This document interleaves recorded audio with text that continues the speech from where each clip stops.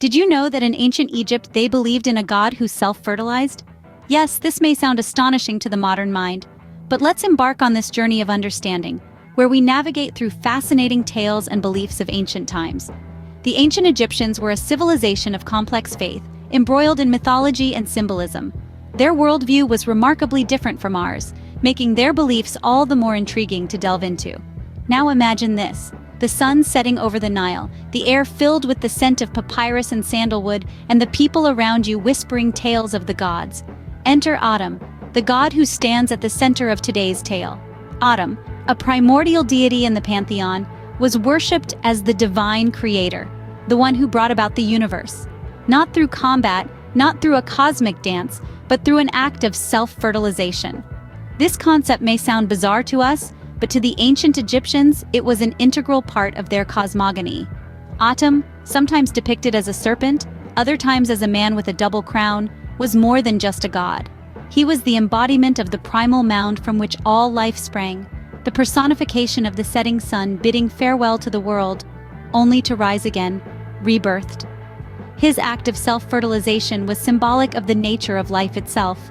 This image of Atum, a deity creating life from his essence, is a testament to the Egyptians' deep understanding of the mystery of existence. They ascribed the creation of the cosmos to Atum's singular act, symbolizing self-sufficiency and the cyclical nature of life. The Egyptians were not the only civilization to have such unique interpretations of sexual behaviors and attitudes. In the ancient world, sexuality wasn't restricted to our modern understanding of the term. It was often intertwined with spirituality, mythology, and the fabric of society itself. Across different cultures, from the Greeks with their pantheon of gods to the Romans with their exotic festivals, and the Mayans with their intricate sex and sexuality were perceived through a prism of diverse beliefs and practices. Some cultures held them as sacred, others used them for social structuring, and many associated them with power and fertility.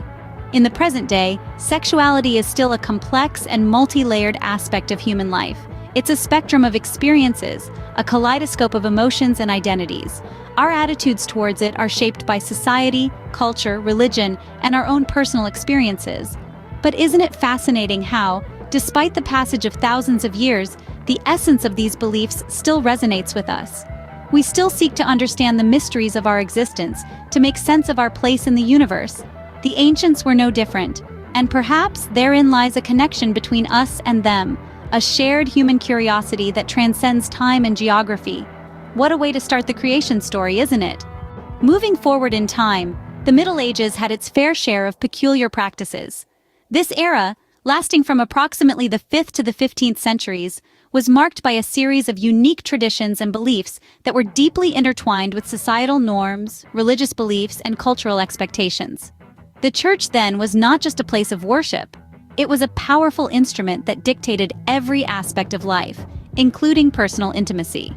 A great deal of societal conduct was shaped by the church's teachings. One such area that was influenced majorly by the church was the intimate relations between a man and a woman. The church had a profound influence on the sexual behaviors of the masses, imposing restrictions and guidelines that were considered sacred.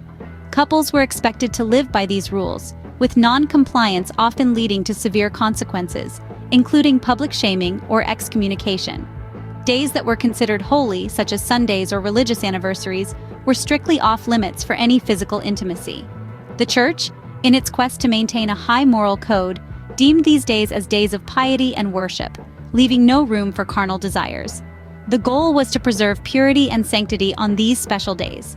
Moreover, the church also held certain restrictions on sexual positions. Couples were encouraged to stick to specific positions that aligned with the church's ideals of modesty and decency. This was all part of the church's larger attempt to control and regulate sexual behavior in a manner that was consistent with its teachings. Yet the Middle Ages wasn't just about restrictions. Some beliefs and fears of that time were downright bizarre. One such prevalent belief was that of witches stealing men's penises.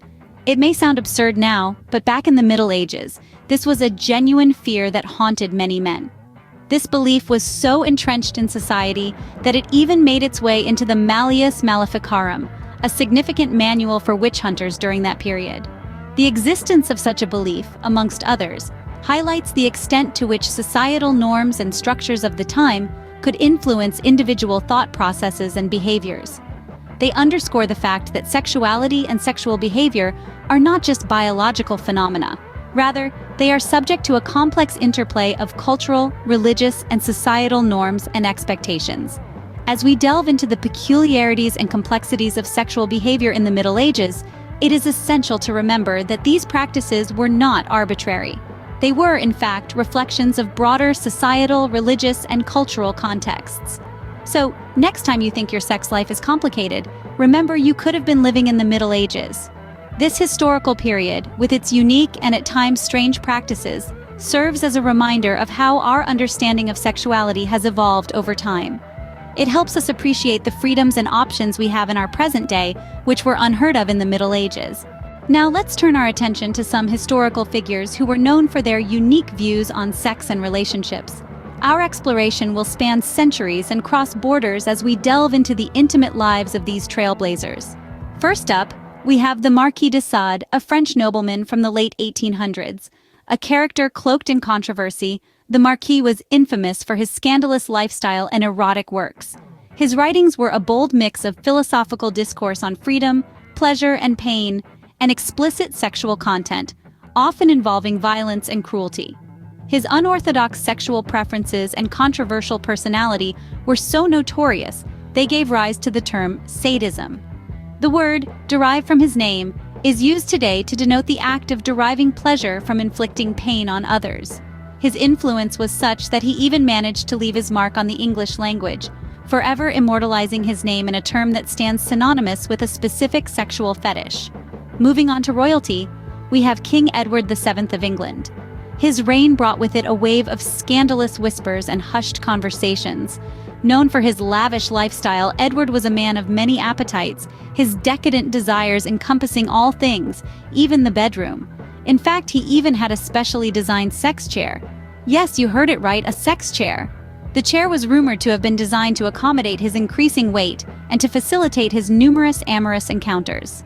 It's a testament to the lengths that he went to ensure his sexual satisfaction, showing just how much he valued his physical desires. This unique piece of furniture was as much an object of fascination as it was a subject of mockery, a vivid symbol of Edward's audacious indulgence. These figures, among others, didn't just exist within their society's sexual norms. They challenged them, they expanded them. They pushed the boundaries of what was considered acceptable or conventional. They were brave, bold, and unapologetic in their pursuit of sexual fulfillment, defying societal norms and redefining what was considered acceptable or even desirable. Their actions, as shocking or scandalous as they may have at the time, have contributed to the gradual transformation of societal attitudes towards sex and sexuality.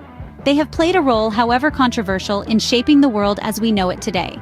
Their boldness in expressing their sexuality, in living there, has helped pave the way for a more open, more accepting society, where diversity in sexual preferences is not just acknowledged, but celebrated.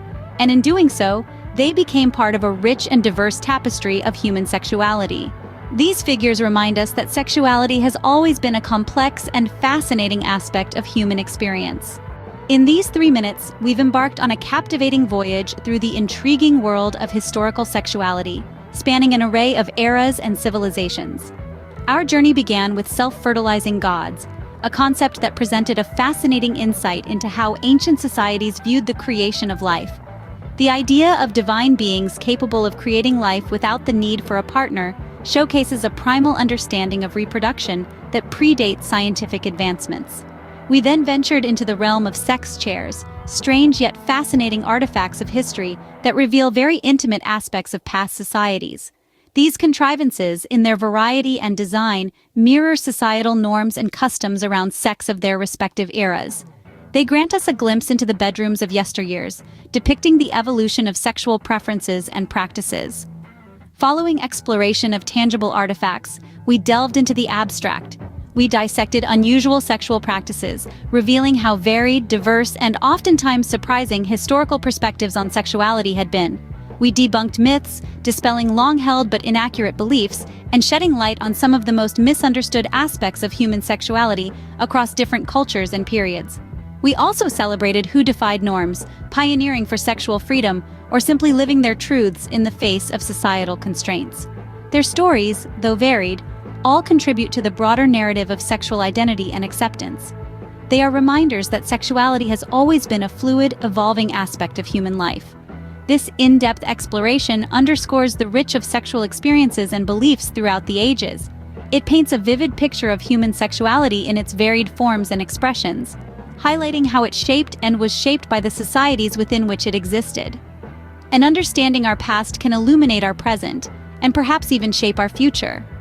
The lessons learned, the misconceptions unlearned, can guide us in fostering a more inclusive, open, and understanding society. We gain not just knowledge but wisdom, a wisdom that can aid us in navigating the complex waters of sexual identity and expression. Thank you for joining this fascinating journey into the past. We encourage you to subscribe for more intriguing insights into history and sexuality. Feel free to share your favorite historical sex facts in the comments below. Let us continue this dialogue, to learn, to understand, and to celebrate the diverse tapestry of human sexuality. Until next time, keep exploring.